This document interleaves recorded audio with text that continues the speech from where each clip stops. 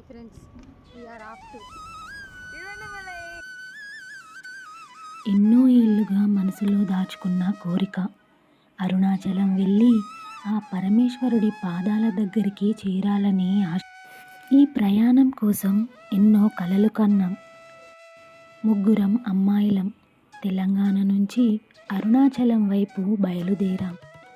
దారిలో కొన్నిసార్లు భయం వేసినా అంతా ఆ అరుణాచల శివయ్య చూసుకుంటాడులే అని ధైర్యం చెప్పుకున్నాం.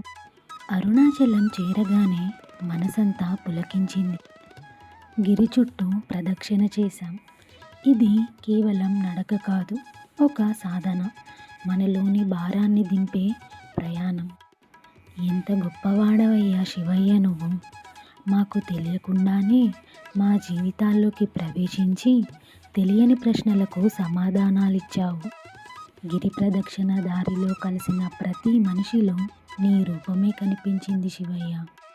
వాళ్ళ మాటల్లో, వాళ్ళ చూపుల్లో నువ్వే మాట్లాడుతున్నట్లు అనిపించింది.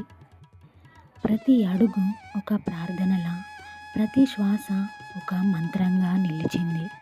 ప్రదక్షిణ చేస్తున్నప్పుడు ప్రతి అడుగులో నిన్ను పిలిచాను, ప్రతి శ్వాసలో నీ పేరు పలికాను.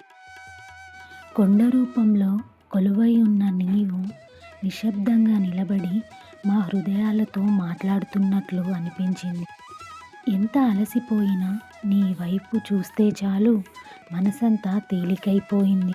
శివయ్య, ఈ ప్రయాణంలో మేము ప్రదేశాలు చూడలేదు, మమ్మల్ని మేమే కొత్తగా చూసుకున్నాం.